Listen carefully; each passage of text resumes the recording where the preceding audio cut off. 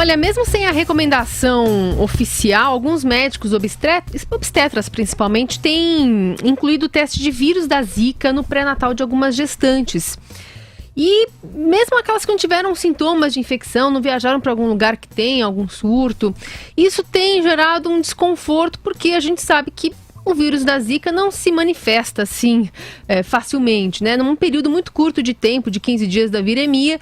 E, portanto, esses testes não servem para muita coisa. E ainda pode dar uma relação cruzada, um outro vírus pode aparecer como Zika, enfim, pode causar mais confusão do que deixar as coisas melhores. A gente vai conversar com o Dr. César Augusto Fernandes, que é presidente da FEBRASGO, a federação que representa as obstetras aqui do Brasil. Dr. César, como é que isso tem sido visto pela federação, mas também pelos médicos, já que não é uma indicação oficial?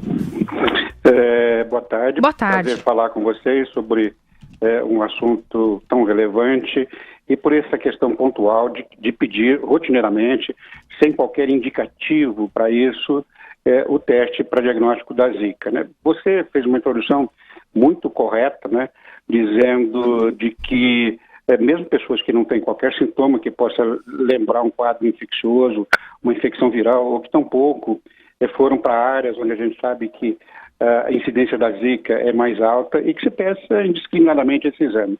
Ele não deve ser feito de rotina no pré-natal, não deve ser incluído entre aqueles exames de rotina que toda grávida faz no início do pré-natal e só deve ser pedido em casos muito específicos, que se for o caso nós podemos até conversar a seguir.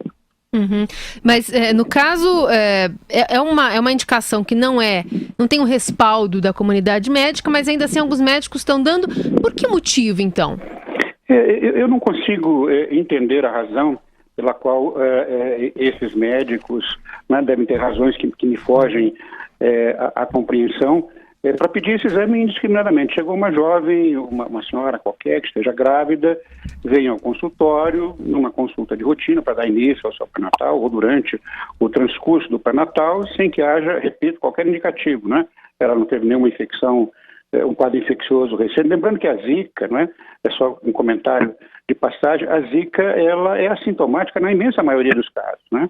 Sabe-se, arredondando os números, que aproximadamente 80% das pessoas que têm a infecção pela Zika passam por essa infecção sem sequer ter febre ou sintomas indicativos de uma doença infecciosa pela Zika. Não tem dor nos músculos, não tem dor na articulação, não tem olhos vermelhos, enfim, não tem febre.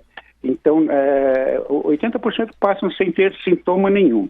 Então, eu acho que apenas se justificaria naqueles casos em que as pacientes eu estou vindo de uma zona endêmica, pode ser que eu eventualmente tive contato. Mesmo assintomática, se a paciente manifestasse a preocupação, justifica com que o médico peça. Ou então quando ela tem um quadro infeccioso em que a janela para o diagnóstico é uma janela muito curta, né? Você falou que nós temos um período pequeno para fazer o diagnóstico. Eu lembraria que quando a mulher começa a ter os sintomas, desde que ela tem os primeiros sintomas, a febre, você tem aproximadamente 5 dias em que você pode identificar a presença dos vírus no sangue. Então existem exames e naqueles primeiros 5 dias pode dar o diagnóstico de certeza.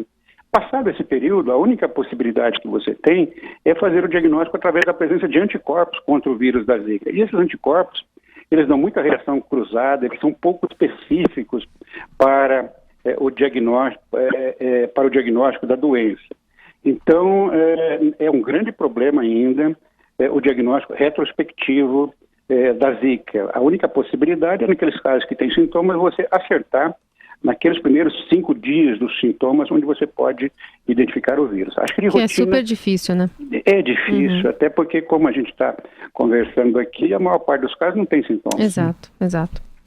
Muito bom esse alerta que a gente deixa aqui para a população, para o ouvinte do Radioatividade, para que não fique, enfim, se fizer esse exame, já tiver feito, mas que não fique aí preocupado, porque tem muitos pormenores que a gente tem que avaliar. Mas a gente agradece o Dr. César Eduardo Fernandes, presidente da FEBRASGO, dando esse alerta aqui para o ouvinte da Jovem Pan. Muito obrigada, doutor.